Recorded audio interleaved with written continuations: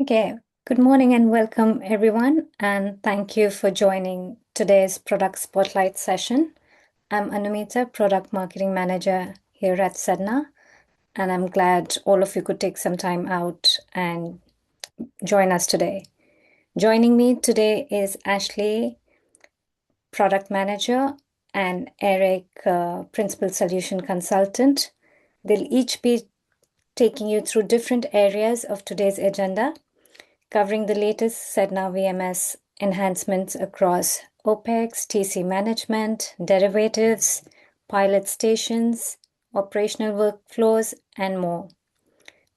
Over the next 60 minutes, we'll explore these capabilities, show how they support more efficient day-to-day operations, and answer your questions.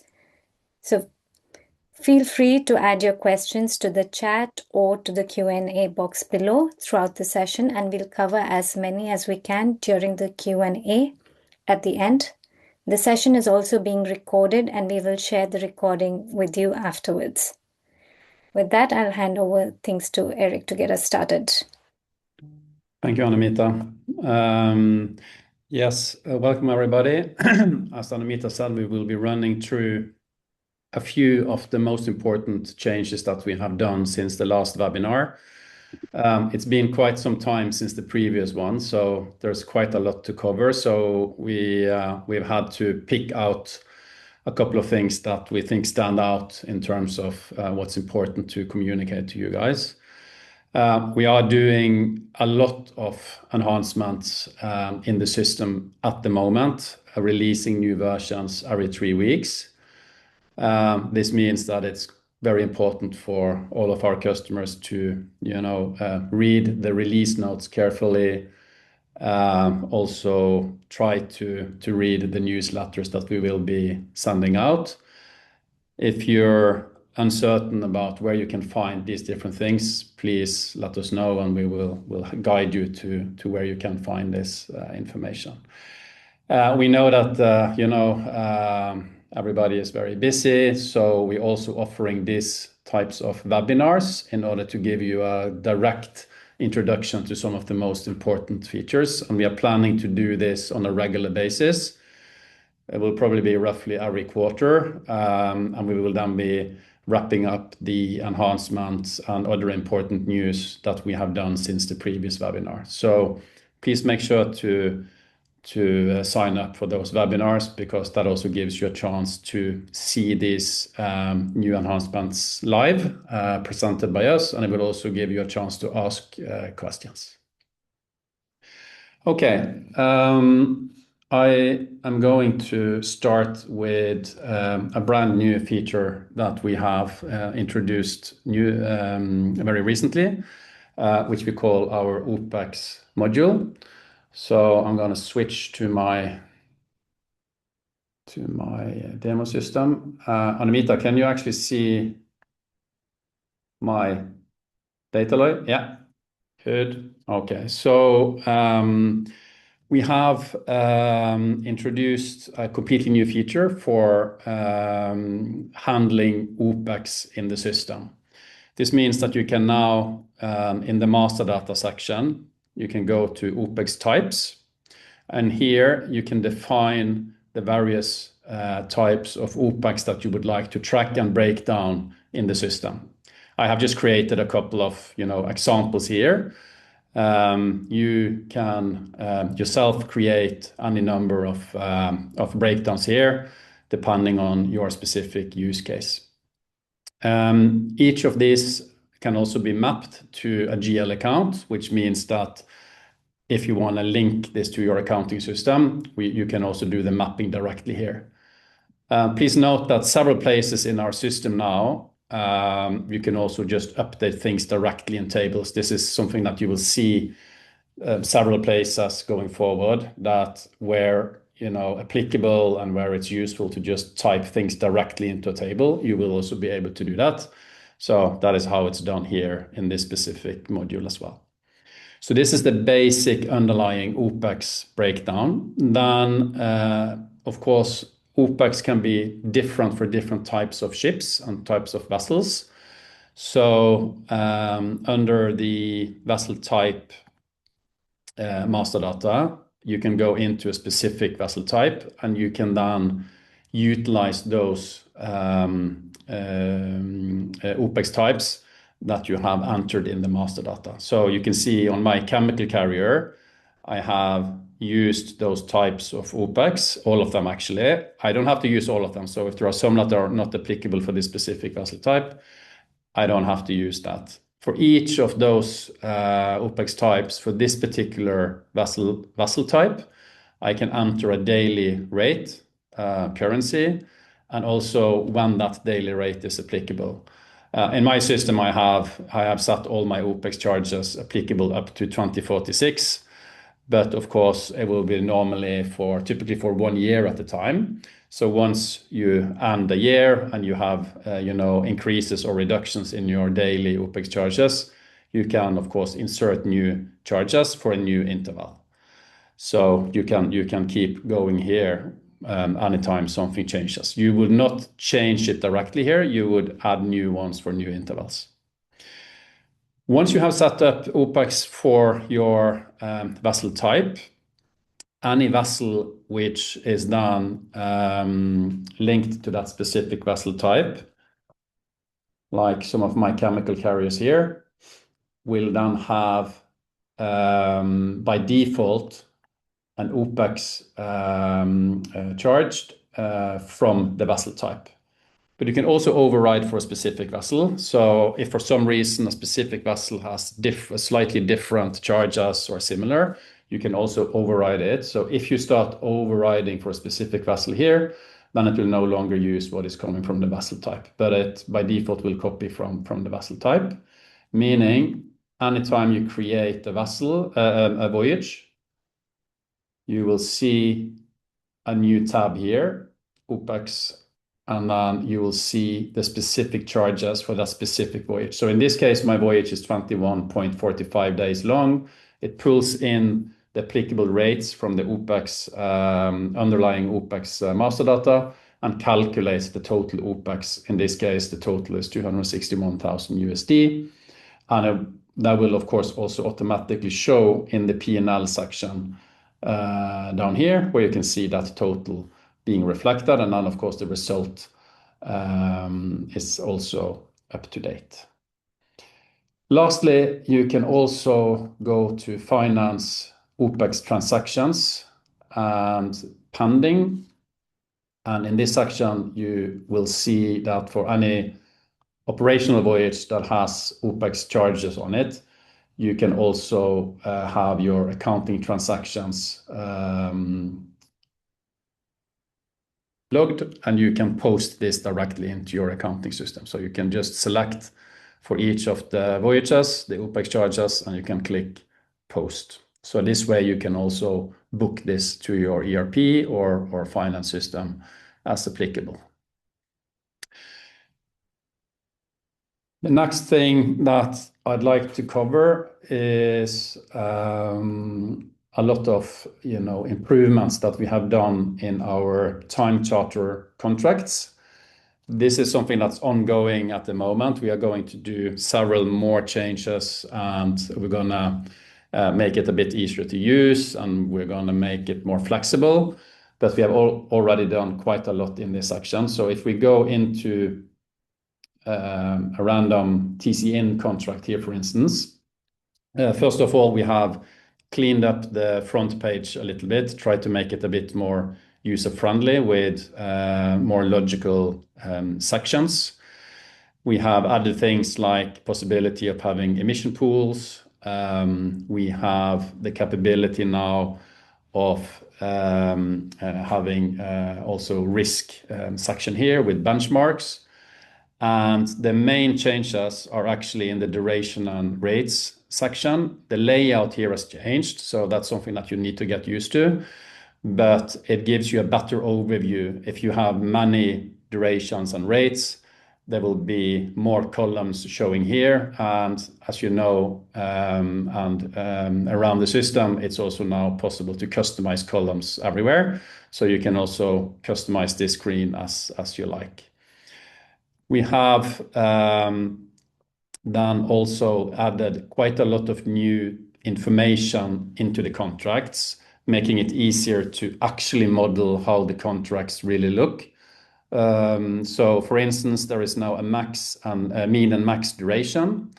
You can have separate measurements unit for the mean and max. You can have a separate variance, which again can also have a time unit. And you can also have a time unit for the rates themselves. In this case, I have mean max in months, I have my variance in days, and I have my time unit for the rates in months. So this contract is 36 months long, and the daily rate is 40,000 per day. The actual duration of the contract is also now possible to fine-tune. This is both for TC in and TC out, and this is quite important to measure your exposure. So you can choose between a variety of options in terms of how the duration of any contract and voyage is calculated. So it can be the maximum duration, could be maximum plus variance, could be midpoint, and so forth. So this makes it more accurate in terms of calculating the duration. There is also now risk section, not only in the main contract details, but you can also override the risk settings on per duration. So that means, let's say that you are benchmarking against one index for the firm period, you have an extension, you want to measure against a different index, you can now do that. If you do not fill in anything here, it will use what is on the main contract. We also implemented a lot of features and enhancements on index-based rates. You can now choose to have your contract linked to an index. Again, you can do this on a duration by duration level. So if the index changes over time, or if you extend the contract not using an index but a firm rate, or vice versa, you also have the flexibility to do that now. The indexes are fed in through the market indices module. Of course, with our API, you can feed in anything through that. And if you feed rates, it will also update all of the contracts and recalculate the contracts. We have also now an arrangement with Baltic Exchange, which means that we can set up a standard integration with Baltic. If you want to use our add-on for that, please let us know, and we can assist you with setting that up.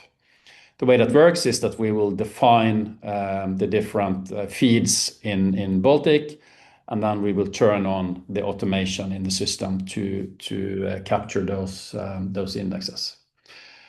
So these are some of the main changes in the TC contracts. Please also refer to the documentation for more details on this, and of course you can always request training if you need more in-depth information about this. Just want to say also that in the market indices section, you can now also have custom indexes, which means that you can create your own indexes here, which can then be named, given a code, can be an index for TC rates, and it can then be also linked to other indexes. So it means that you can add in, for instance, 2 indexes here from the Baltic, and then you can combine those together, let's say 50-50 of 2 of the indexes that are here. So there's a lot of new flexibility in terms of making custom indexes as well, which again then of course can be used in the different contracts. As a third thing, I want to go into another section of completely new modules, which are stored under finance. We call it derivatives. So we now have a module where you can create any number of derivatives. I have just a couple of examples here, bunker hedge swap. If you click create derivatives here, you can see that we can now handle bunker hedges, commodity hedges, emission allowance hedges, and freight FFA hedges in the system. There's quite a lot of details around this. You can tag, of course, the agreement type. So it can be call option, put option, or swap. You can control whether it's a buy or a sell. You can also do your own tagging, and if you want to have an internal kind of categorization of your hedges, these are some example tags here. These you can also control in the master data. Same thing, are you hedging against a contract? Is it against a TC in? Is it a TC out? Is it against actually a voyage, either a forward cargo or a spot cargo?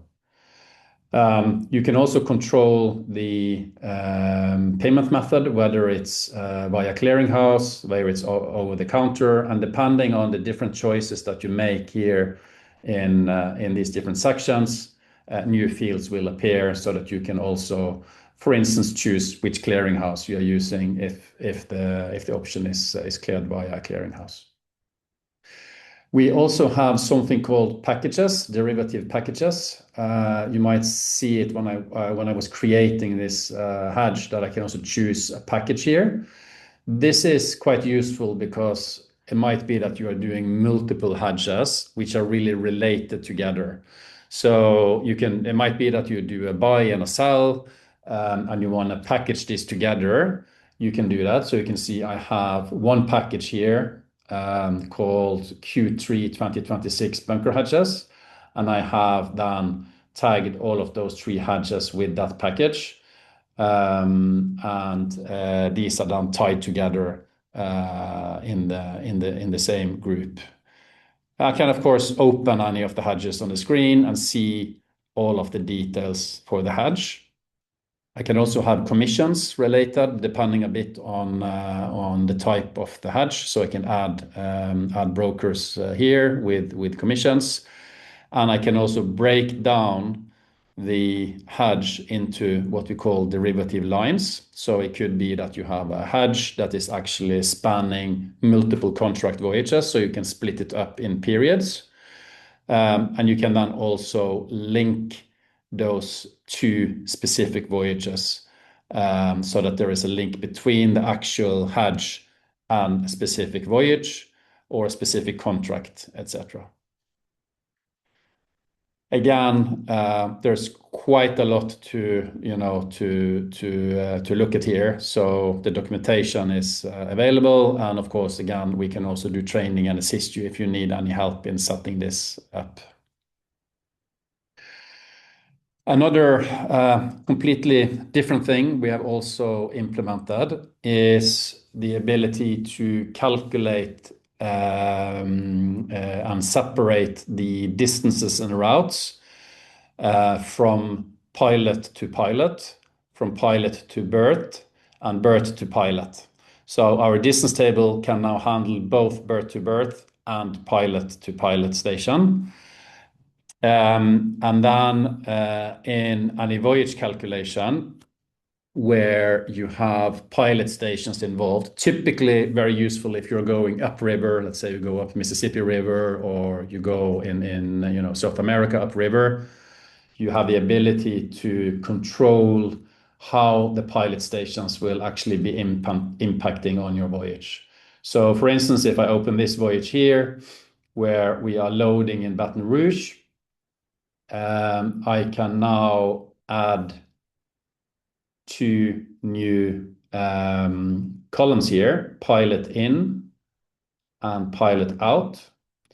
And you can see that we have turned this flag on, which means that I'm currently automatically calculating the pilot distance, both in and out. And I can toggle this on and off by clicking on this flag. So if I click on this, it will calculate the total distance as it used to, so then there would be no change. If I turn on this pilot in or pilot out, it will actually calculate the distance, and it will use a reduced speed and a reduced consumption for that particular part of the voyage. So that means that I can have more accurate calculation of my number of days, and I can have a more accurate calculation on the bunker consumption that is used on these pilot legs here, typically upriver. There is a setting in the system that indicates how the speed and consumption is calculated if I turn this on. So in the settings, you can set, for instance, 80%. That means that if you set 80%, anytime you turn on this feature, it will use 80% of the speed and it will use 80% of the bunker consumption for that particular part of the leg, in this case from Port Said to Baton Rouge upriver. So this means that you can also have a TCE calculation that brings you back to the pilot station. So if we had a pilot station on the discharge port in this case, and we had turned on that pilot station, it means that we would not be going discharge to discharge. We would actually go upriver discharge, and the TCE would reflect that we are going back to the pilot station where the next voyage would then be starting. So you have an opportunity to calculate the TCE based on going back to the outward pilot station.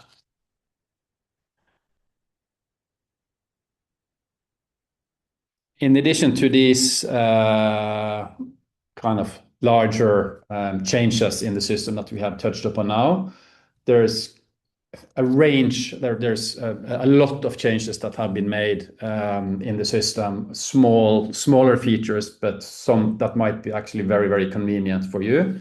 I'm going to go through 5 or 6 of those specific changes, but at this section of my presentation, I also need to remind you that you can go to the releasenotes.dataloy.com, and you can here see all of the changes that we are doing in the system. And it's a lot more than I will show you today, but I hope that I will be able to show you at least some features that will be very useful for you instantly. The first thing I want to talk about is something that has been mentioned quite a few times over the years, and this is related to changing names on a vessel. So when a vessel changes names, as you know, in the current version of the system, or the version before this one, if you change the name of the vessel, there was no way that you can see the history of the vessel name.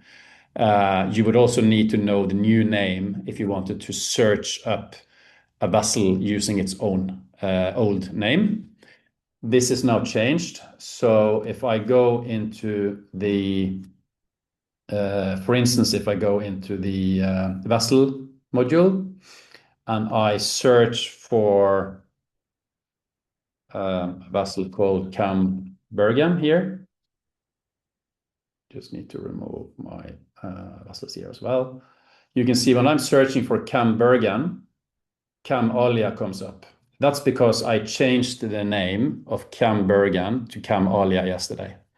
So it means that you can now have a full name history of any vessel, and you can also go into the vessel section here, and you can go on the top right and you can click vessel name history, and you will see all the historical names of the vessel. This historical name is also stored on the voyages. So if you have 5 voyages where the vessel name was Cam Bergen and then the vessel changed to another name, it would also be linked to those voyages. So you can also search up any historical transactions, voyages, etc., using the old name, and you can see the full history here. So that's a small change, but I think it's something that is quite important and makes it a lot easier for you to refer to to historical names on any vessel. We have also done the same for owner names, that you can also have a history for vessel owners. Secondly, we have also implemented another feature which I know that some customers have been asking for a long time, but I also know that there are some customers that don't really want to have that feature, at least not available for all users. So if you need to set this up and kind of protect who is allowed to use it or not, please let us know. But it is now possible to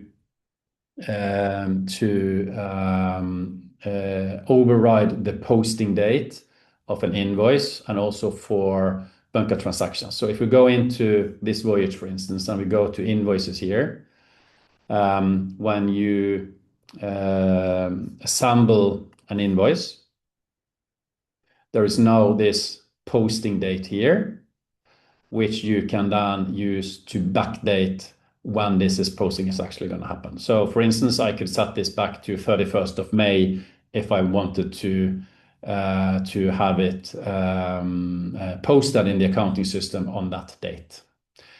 If I try to move it further back in time, let's say 2 months back in time, there is more controls involved. I would have to enter the date twice, and I would really have to double confirm that I really want to do this. So this is a new feature as well. And again, please refer to the documentation if you need more information about this. Another feature that has been, again, asked for quite a long time, which we finally implemented, is related to late time calculations and demurrage rates. It is now possible to have a tiered demurrage rate. So if we look at this late time calculation here, for instance, you can see that the demurrage rate is indicated as tiered. And I can now click on this icon here, and you can see that I have a tiered demurrage rate. So I have the rate 10,000 per day up to 5 days. Then from 5 to 10, I have 15,000. And then from 10 days onward, it will use the rate 20,000 per day. If I have this tiered rate and I use this in my calculation, the printout would also clearly split up the demurrage and show how it's calculated using the different rates. So in those cases where you actually have this kind of complexity, this will be a lot easier than how it was previously, where you basically have to either add multiple cargo ports, or you would have to have a average rate calculated, which made it quite difficult to use. We also did some improvements in the vessels module. There is some nice features here, for instance, that I can click my vessels here. However, the challenge here was that it would show all vessels that ever had a voyage. So it was I have a lot of vessels that I actually operate, but what is the difference here now? It is that all of these vessels have operative voyages. You can see the tab is called operative. That means that these are my vessels, the ones I'm operating, but it will now automatically remove any vessels from this list that have been, let's say, redelivered or is no longer in your fleet and does not have any running voyage. So this list will be more dynamic and instantly give you only relevant vessels at any time. And then, of course, you can still go to the all tab here and see, of course, the full history and find all vessels. But the front page will be dynamically showing you whatever is going on right now at the moment. We have also made it possible now to simplify how you can deal with single forward cargoes. Previously and historically, if you wanted to indicate in your, let's say, short position in your risk system that you had a forward cargo, you would have to create, even if it was a single forward cargo, you would have to create a full contract of a freight map for that cargo, including template voyage and so forth. What we have done now is to make it possible to simplify this. So if I go to cargoes and I go to unallocated cargoes, you will see I have a couple of unallocated cargoes here. These are fixed cargoes. I have 3 spot cargoes, but I also have 1 cargo which is automatically tagged as a forward cargo. So it's now possible to separate forward cargoes from spot cargoes.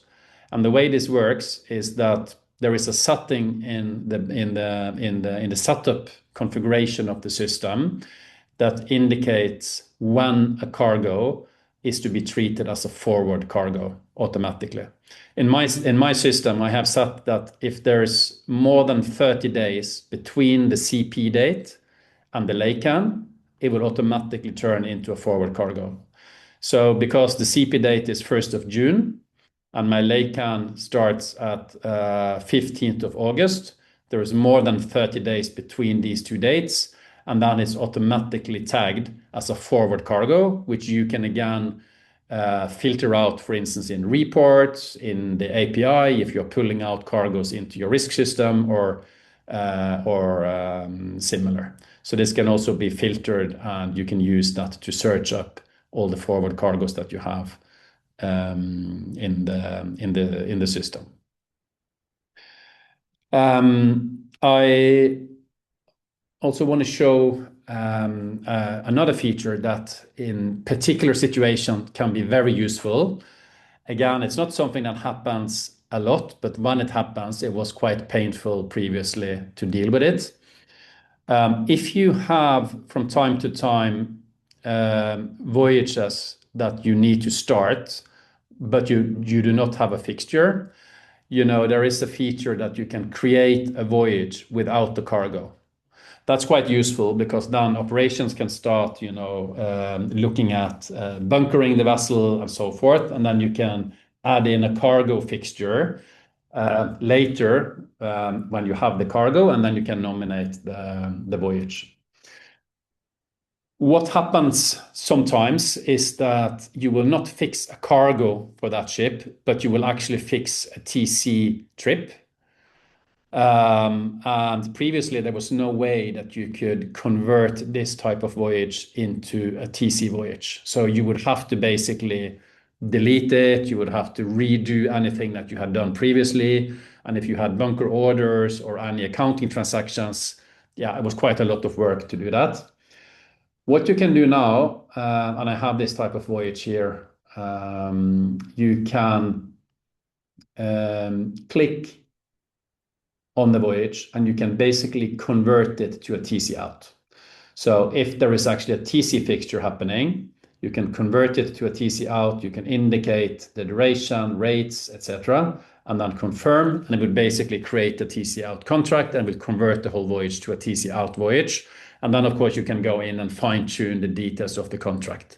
So this is now very, very convenient compared to how it was previously. Again, there is good documentation in the documentation pages online.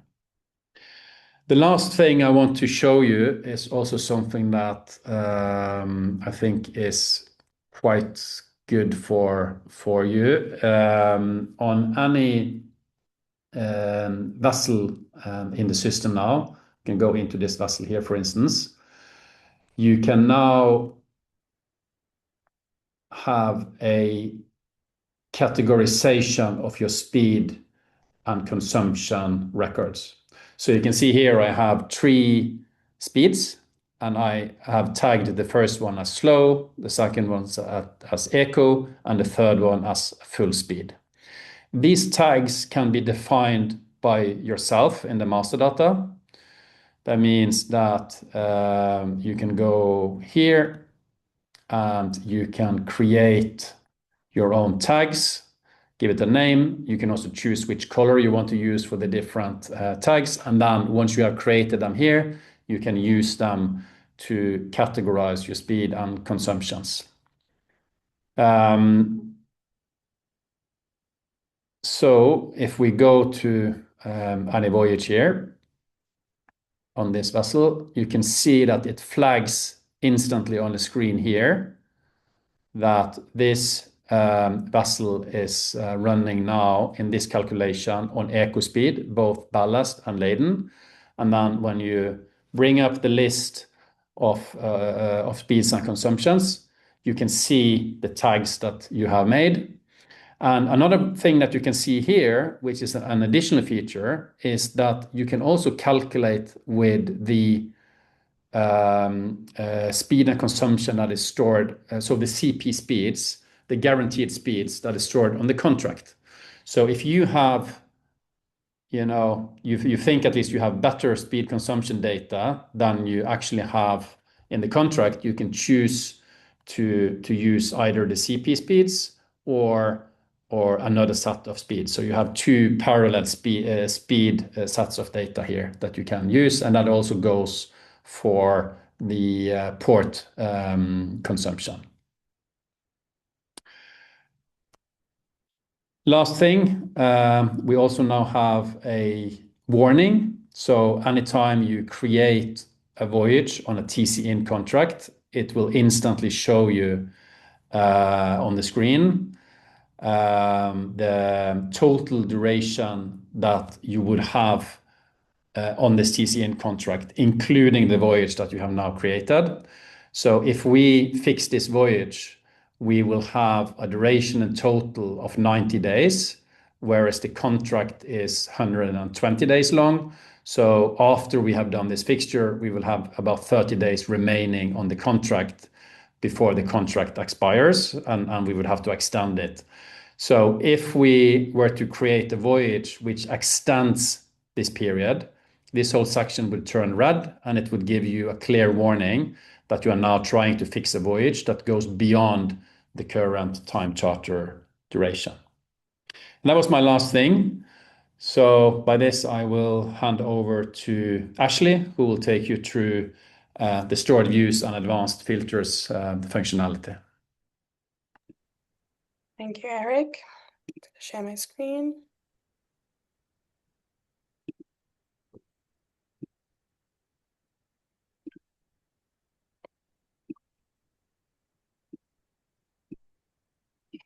Great. I will be speaking about two new feature tools we've added to our platform. Within the view space, I'll touch on how to build these custom views and how each view contributor type will need different permissions.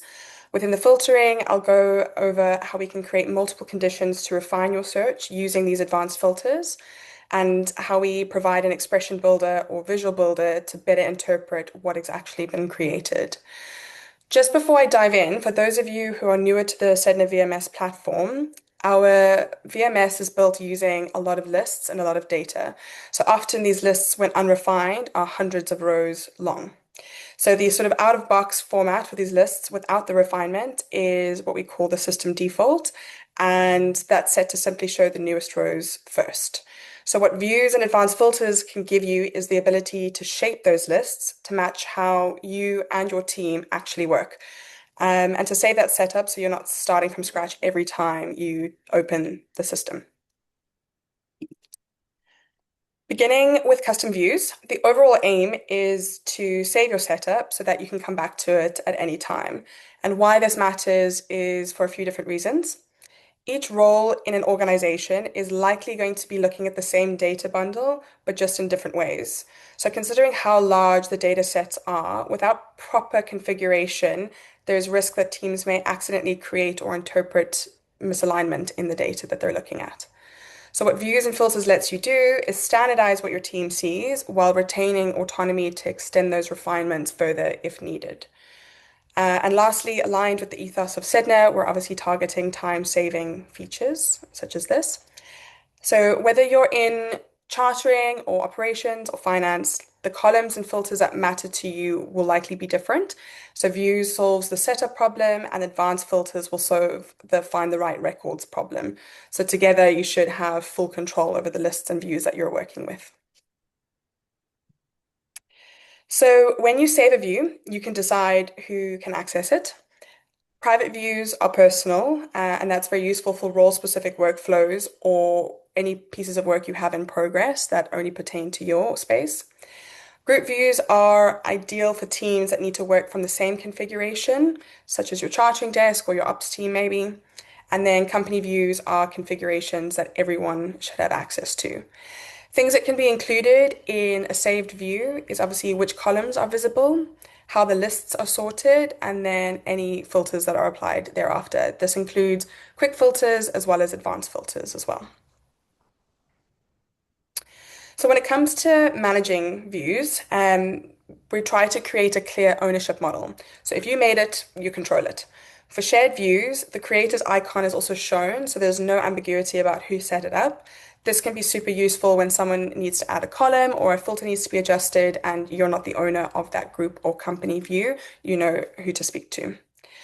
If a view is used or on a group or company level and it's deleted, there is a graceful fallback to the system default, and that's just to ensure that no one is left with a broken view. Similarly, if a user who created a view is deleted from the system for whatever reason, then the view will be signed to admin, so it won't be lost, it'll just have a new owner and a fallback. Great, I'm just going to switch over to do a quick demo, a simple demo of the views in action. So for this example, I will say that I want to see all my voyages. I'll let that load. In the column customization, I'll want to see my cargo operators. And let's say I apply some sorting to my vessel column. So in this example, I won't be applying the advanced filters because it's not always required. And then you'll see here in views, I can click Save As, which I'll do now. And I'm going to save it as private view. I can save it as my voyages and click Save. Now, because I created it, if I go in here, I can edit it again. If I want to, I can also delete it. What's good to note here is that you can see I've already got a group view and a company view assigned. In this setup, I'm actually one of the users that has the roles and permissions to add a group view and a company view. So just to show you what that looks like, when you're adding a group view, you are obviously automatically set as the owner. You can apply a name. You're dictating here that it's a group view, and then you can be quite specific with who exactly gets to see this view within different security groups, which can be very, very useful. So if a user is in a security group and is expecting to see this view and it's not showing up, this would be a good place to come and check just to make sure that their role is selected here. And the same goes for the company view. So that's just a very quick example of a saved view. If you want to make any changes, so let's say I want to keep everything else but remove the My Voyages piece, then you'll see here I can click Save, which will override the initial saved view to now capture these new criteria, or I can click Save as New, and then I can create a secondary one. So within the advanced filters space, most day-to-day filtering can be handled with the quick filters, as I mentioned, or the column filters. Those are designed for speed. But the advanced filters are for when you need to combine multiple conditions or perhaps express more complex logic. And this is specifically without needing to know any query language. So this should be fairly intuitive and accessible to many different users. So this is an important one for anyone saving views with date-based filters. We use something called dynamic tokens, which means you can build a view using that date, and it'll always show the current data relative to that day. So when you come back to it at a later stage, it'll refresh and make sure that it's looking at that current date and the data associated with that. So it just means that you don't have to manually go and update the filter every time you open it. The logic is fixed and the values will resolve fresh every time. So you can find that to be reliable. The builder at the bottom of the screen there is visual, so it's sort of expressed in plain language. So once you've picked a field and you've chosen an operator such as equals or contains, and you set a value to it, as you add more conditions, you'll want to group them to control how the and or logic is applied to them. This and or logic can be quite tricky at times. So what we're hoping with the visual builder is that in one long line in natural language, you can kind of understand how the system is going to be interpreting these filters. This is kind of a way to do a quick sanity check on your logic, and particularly if you apply a filter and you're not getting the results that you're looking for, you can always come back and in combination with reviewing how the filters have been set up and that expression builder, you can just do a quick sanity check on whether it's working or not. So just to touch on the and/or logic again, I think for a lot of people this might be obvious, but it is important to understand exactly how it works, just if there is a level of troubleshooting that you need to do. So if you mix and or without grouping, the logic might not behave as expected. And that's why we've added the grouping tool as a way to do that and protect how the data is being interpreted. So when you use the grouping, it'll make it super explicit to the system what exactly you're trying to do. And again, this is why the preview will help you see exactly what filtering is being done before you apply it. So it's worth just noting that an and command will narrow your data criteria and an or will widen your criteria. So things to keep in mind, and this level of documentation is included in our knowledge base as well. So you can go and access this table that I've included on the slide here. So things to keep in mind, any advanced filter you've built can be saved as part of a view. You can drag and drop your conditions when you're building your advanced filters to reorder them because you might see that you're sort of 4 commands down and you actually want to reorder 2 and 3. So we've got a drag and drop capability to do that. As I mentioned, grouping will help retain the intention of your filtering logic if you are using quite complex pieces. And reopening a saved view will obviously reapply the full filter logic automatically, so that won't be lost. And the dynamic tokens that I mentioned will just mean that you can feel secure in the data that you're looking at because it will resolve fresh every single time. Particularly, this is important for date-based filters. So just to extend this example, I will show you one in action. So I'm just going to go back to the system default. So you'll find the advanced filters icon here, and we're going to add a condition. For this, I'm going to specifically look for commodity.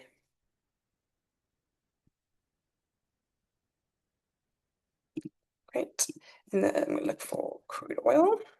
So you can see as I'm typing, it's dynamically populating this preview here. So if you were to read it from left to right, we're referencing cargoes. We're specifically looking at commodities. Within that, we're looking at commodity names that are equal to crude oil. So hopefully this helps. So before I add any other conditions, I'm just going to apply, and then you can see how it will refine my list.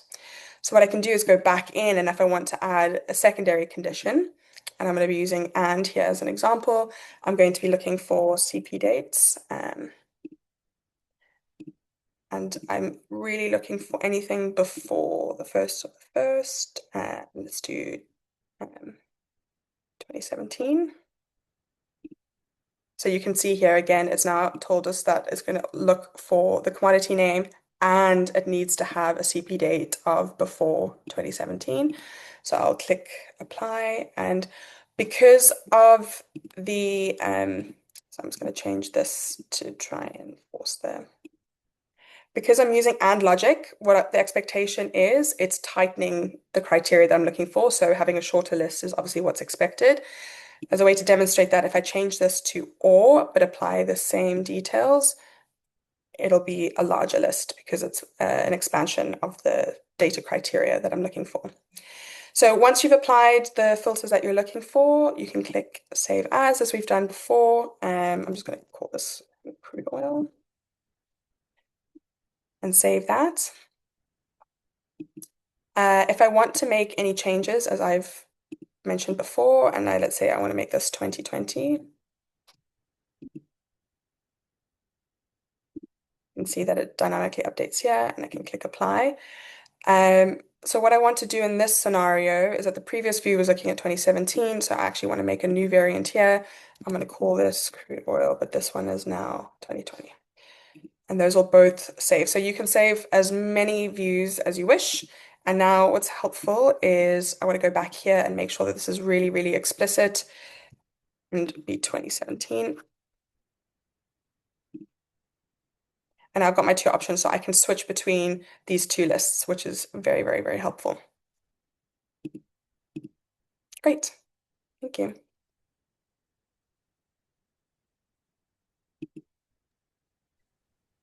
Thanks, Eric and Ashley. We'll now open the floor for questions. So if you have any questions, type in the Q&A box, the chat, or use the chat, or even raise your hand.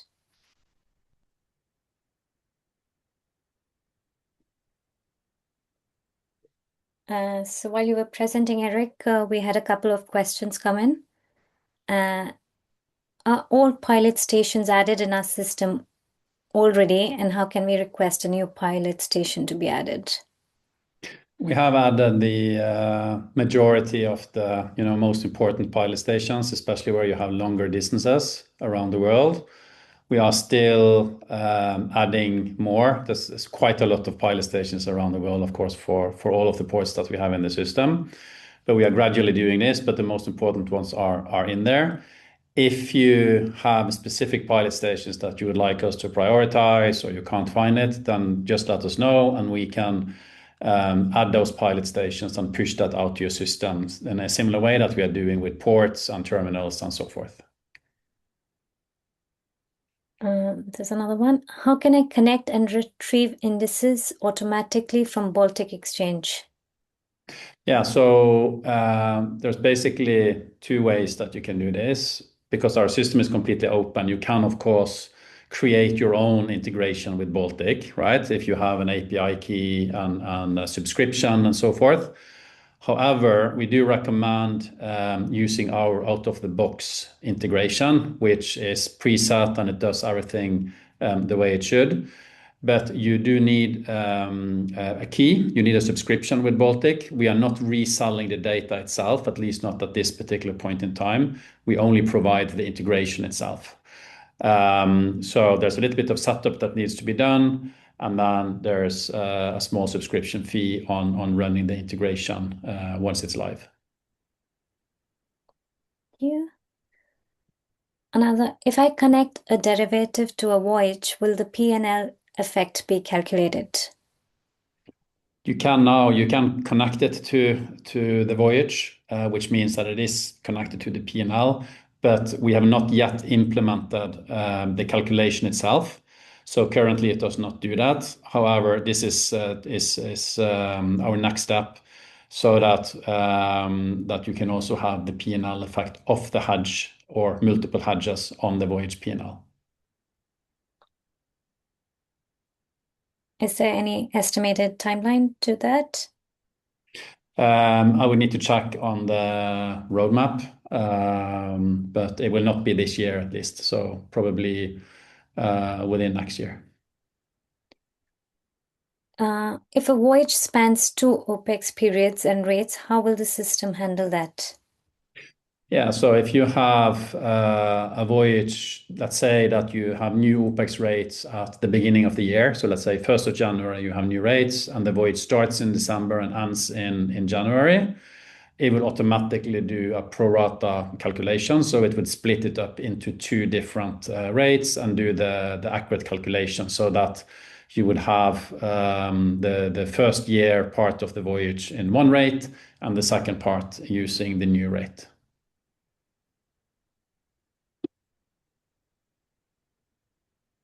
Yes. Do we have any more questions coming in?